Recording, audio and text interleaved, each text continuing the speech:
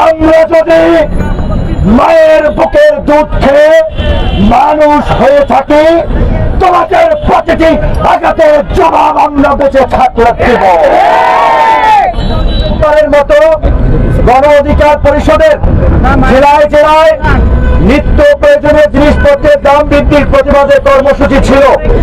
এই কর্মসূচি কোন রাজনৈতিক কর্মসূচি না, সরকার পতনের কর্মসূচি না।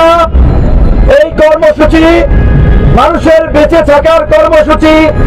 সরকার যেভাবে একের পর এক বিদ্যুৎ গ্যাসের দাম বৃদ্ধি সহ নিত্য প্রয়োজনীয় জিনিসপত্রের দাম বৃদ্ধি করছে, তাতে আজকে সরকারি কর্মকর্তা কর্মচারী, সাধারণ মানুষ, কৃষক, শ্রমিক সকলের বেঁচে থাকা কষ্টকর হয়ে দাঁড়িয়েছে। পরিষদ জনগণের প্রতি দায়বদ্ধতা থেকে এই জিনিসপত্রের দাম কমানোর দাবিতে, বিদ্যুৎ গ্যাসের দাম কমানোর দাবিতে আজকে শান্তিপূর্ণভাবে প্রতিবাদ কর্মসূচি করেছে।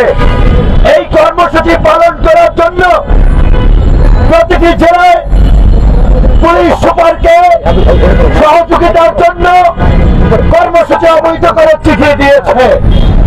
আমরা স্পষ্ট জানিয়ে দিচ্ছি, গণতান্ত্রিক রাষ্ট্রে সভা সমাবেশ করা নাগরিকদের সাংবিধানিক অধিকার, মিটিং করা রাজনৈতিক অধিকার। সেই অধিকারের জন্য আমরা কারো কাছে অনুমতির তোয়াক্কা করব না। কিন্তু আমাদের কর্মসূচিতে প্রায় আওয়ামী লীগ, ছাত্রলীগ, যুবলীগ হামলা করে।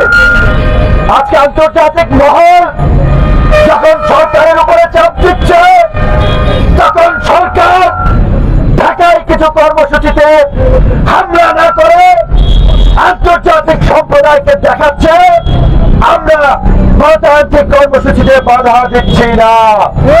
তাই আমরা দেশ এবং বিদেশে এই স্বৈরাচারী জাতিবাদী সরকারের মুখোশ উন্মোচন করার জন্য, এই জালিমদের চরিত্রের প্রকাশ করার জন্য আমরা সহযোগিতার চিঠি দিয়ে প্রশাসনকে অবহিত করে এই কর্মসূচি করেছি। কিন্তু আপনারা দেখেছেন, পুলিশকে অবহিত করার পরেও সেই কর্মসূচিতে পিরোজপুরে পুলিশ বাধা দিয়েছে, কিশোরগঞ্জে পুলিশ বাধা দিয়েছে, বগুড়ায় পুলিশ বাধা দিয়েছে। এইভাবে বিভিন্ন জায়গায়, গাজীপুরেও বাধা দিয়েছে, বিভিন্ন জায়গায় বাধা দিয়েছে। এমন পটুয়াখালীতে আজকে সন্ধ্যার দিকে নারকীয় তাণ্ডব চালিয়েছে এই মুক্তিযুদ্ধের নামধারী আওয়ামী পাকিস্তানি হানাদার বাহিনী। যেভাবে এদেশের বুদ্ধিজীবীদেরকে রাতের অন্ধকারে ধরে নিয়ে হত্যা করেছে, বাড়িঘর চালিয়ে দিয়েছে, আজকে এই আওয়ামী বাকশালীরা আজকে সন্ধ্যার দিকে পটুয়াখালীতে গণ অধিকার পরিষদের কার্যালয়ে পাকিস্তানি হানাদার বাহিনীর মতো বারবার হামলা চালিয়েছে। গণ অধিকার পরিষদের যুগ্ম আহ্বায়ক শহীদুল ইসলাম ফাহিম, বিপ্লব পোদ্দার, ছাত্র নেতা সালমান মনির হোসেন, পটুয়াখালী জেলা গণ অধিকার পরিষদের সদস্য সচিব শাহ আলম ভাই সহ অসংখ্য নেতা কর্মীরা মারাত্মক ভাবে আক্রান্ত হয়েছে। পটুয়াখালীতে হামলা চালিয়েছে কে? আমাদের কাছে স্পষ্ট তথ্য প্রমাণ আছে। ছাত্রলীগের নবনির্বাচিত জেলার সভাপতি সাইফুলের নেতৃত্বে হামলা হয়েছে। আমরা স্পষ্টভাবে চালিয়ে যেতে চাই, চান্দুরা যে যেখানে যা করছ সমস্ত দেনা পাওনা সুদে আসলে হিসাব আমরা চুকিয়ে দেব।